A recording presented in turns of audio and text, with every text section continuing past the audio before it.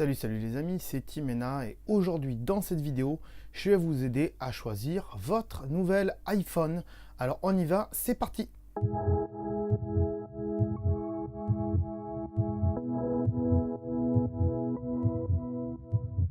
Donc aujourd'hui pour cette nouvelle année, je vais vous aider à choisir votre nouvel iPhone, que vous soyez de chez Samsung, de chez Sony, HTC, que vous venez du monde Android ou bien que vous êtes déjà chez Apple avec un iPhone mais vous avez envie de changer. On va parler des principales différences entre trois iPhones, à savoir l'iPhone 7, l'iPhone 8 et bien sûr l'iPhone 10. Donc on va pas parler du modèle iPhone SE qui est encore en vente aujourd'hui où j'enregistre cette vidéo, mais voilà, il y a des rumeurs comme quoi il pourrait en sortir un nouveau modèle de SE dans l'année 2018. Donc on va pas s'étendre sur ce téléphone tout simplement puisqu'on ne sait pas ce qu'il y a dedans et ça sert à rien de l'acheter puisqu'il va y avoir un nouveau modèle et à mon avis l'ancien ils vont arrêter de le vendre et d'ici un an ou deux ils risquent de plus trop le mettre à jour. On va pas parler aussi du 6S et du 6S Plus pour la simple et bonne raison, un peu comme le SE, que ce sont des modèles qui ont quand même 2-3 ans et que du coup ça vaut peut-être pas la peine d'acheter ça aujourd'hui pour un tas de raisons, même si ce sont de très bons téléphones quand même. Mais je vois pas l'intérêt d'un téléphone qui a 2-3 ans en arrière, sachant que d'ici 2-3 ans il risque de plus être mis à jour par Apple aussi. On va pas aussi parler forcément des modèles Plus, à savoir 7 Plus et 8 Plus, pour la simple et bonne raison, c'est que pour moi, ce sont juste des iPhones qui ont grandi en termes de taille et d'écran, et que le seul changement vraiment significatif là-dessus, c'est plutôt l'appareil photo qui est stabilisé, ou alors qui a deux capteurs photo. Donc on va commencer avec l'iPhone 7.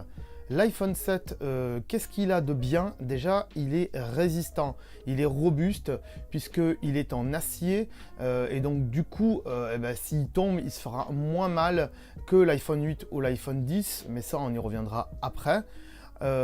Après, c'est sûr que s'il tombe, l'écran va se casser aussi, mais voilà, disons qu'il fait beaucoup plus robuste quand on le tient en main, donc c'est une valeur sûre pour moi, l'iPhone 7, mais on en reviendra dans le bilan après.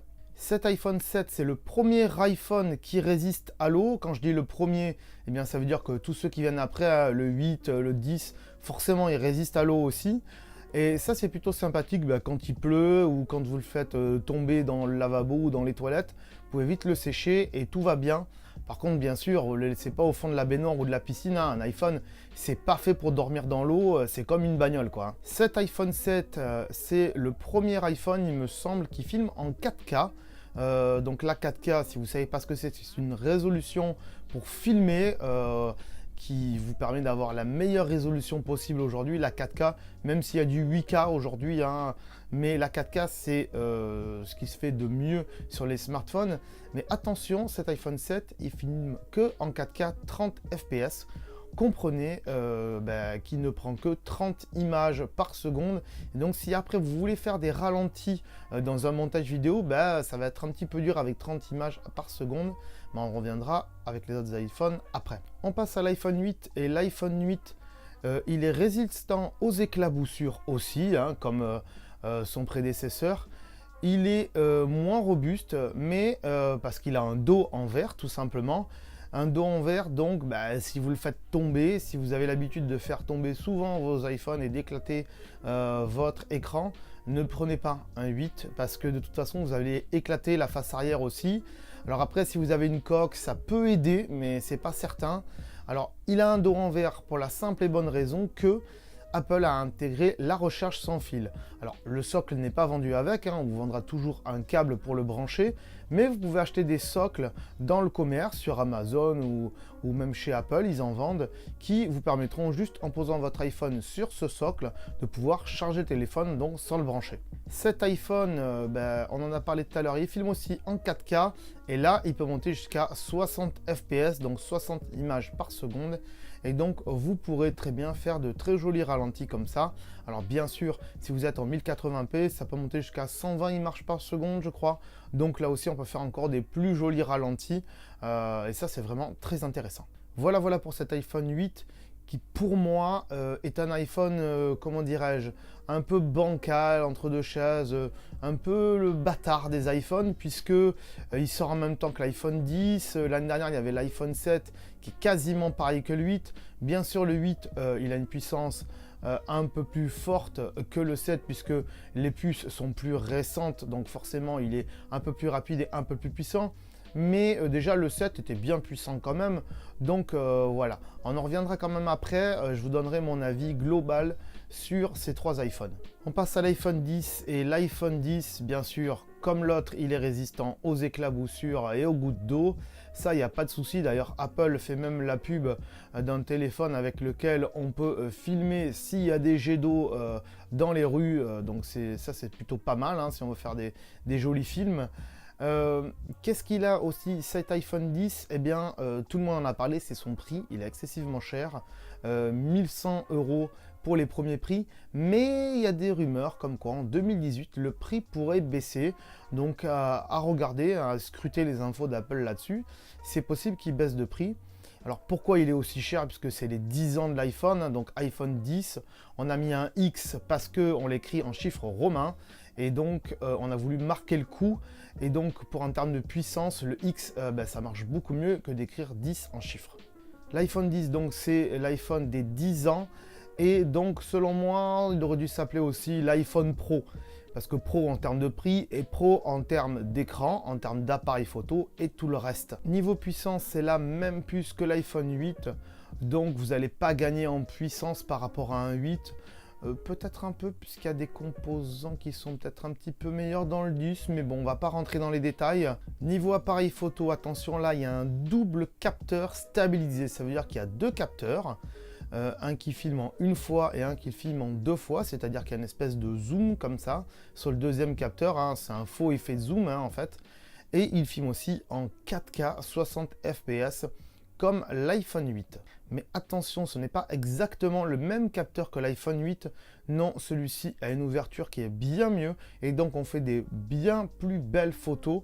Pour avoir fait le test, franchement, c'est assez bluffant. L'iPhone 10, il intègre aussi la reconnaissance faciale, comprenez Face ID, qui vous permet de débloquer votre téléphone ou de déverrouiller votre téléphone avec votre visage. Alors vous n'êtes pas obligé de l'activer, hein, vous pouvez toujours laisser le code ou ne rien mettre du tout d'ailleurs, hein, c'est possible aussi. Moi j'y vois un bémol à ça, c'est-à-dire que quand on avait la reconnaissance d'empreinte avec Touch ID comme il y a sur les 7 et les 8, eh bien si votre iPhone était posé sur la table, on pouvait toucher avec le doigt le téléphone et ça se déverrouillait.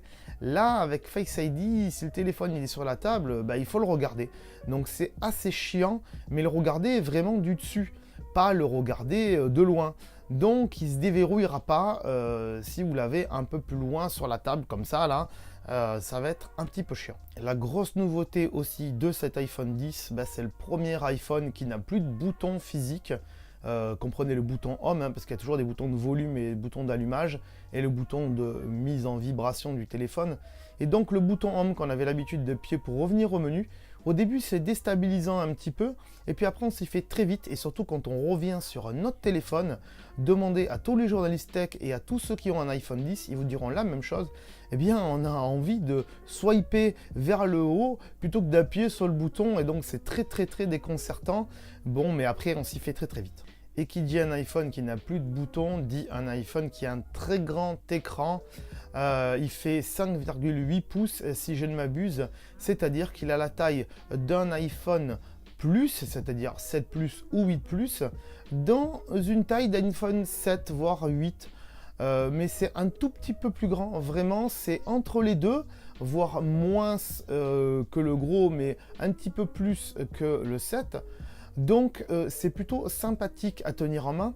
Il est un peu plus lourd que les autres iPhones, à savoir le 7. En tout cas le 8 j'ai pas testé, mais vu qu'il a un dos en verre, à mon avis il doit être aussi lourd. Donc au début c'est un peu déconcertant, parce que quand on a un 7 et qu'on passe à un 10, eh bien on sent le poids du téléphone dans la main. C'est un peu chiant, mais à la fin au final on s'y fait et c'est pas dramatique. En tout cas l'iPhone 10 est un très bel iPhone, même s'il coûte cher. Donc si vous avez les moyens, tant mieux pour vous et faites-vous plaisir. Pour ce bilan de ces trois iPhones, Pour moi, la meilleure idée cette année, si vous n'avez pas trop d'argent, c'est de prendre un iPhone 7.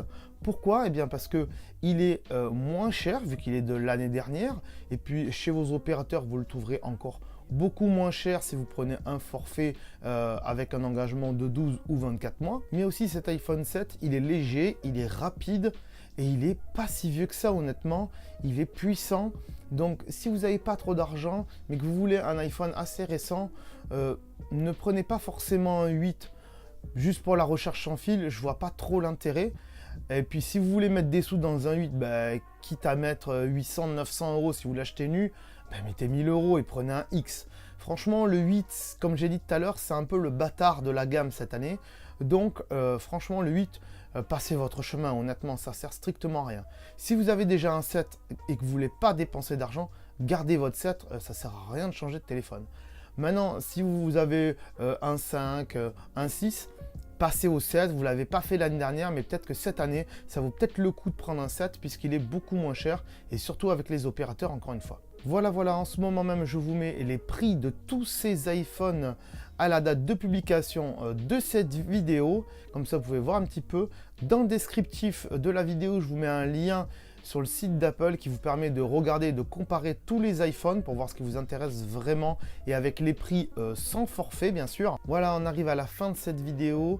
J'espère qu'elle vous aura plu en tout cas. Moi, ça m'a fait énormément plaisir de faire ce nouveau concept et de vous le montrer. J'espère que vous aussi ça vous a plu, donc si c'est le cas, comme d'habitude, un petit pouce bleu qui fait plaisir, c'est toujours sympathique. Si vous avez des questions dans les commentaires, n'hésitez pas à les poser, sauf si c'est des insultes et que c'est pas pertinent, et si c'est des insultes, je pourrais même les supprimer. Voilà les amis, si c'est pas déjà fait, eh bien abonnez-vous à la chaîne, on est de plus en plus nombreux et ça me fait énormément plaisir en tout cas. Bien sûr, n'hésitez pas aussi à nous suivre sur les réseaux sociaux. Tous les liens sont dans le descriptif de cette vidéo et aussi à la fin de la vidéo. D'ici là, portez-vous bien. À la prochaine. Ciao, bye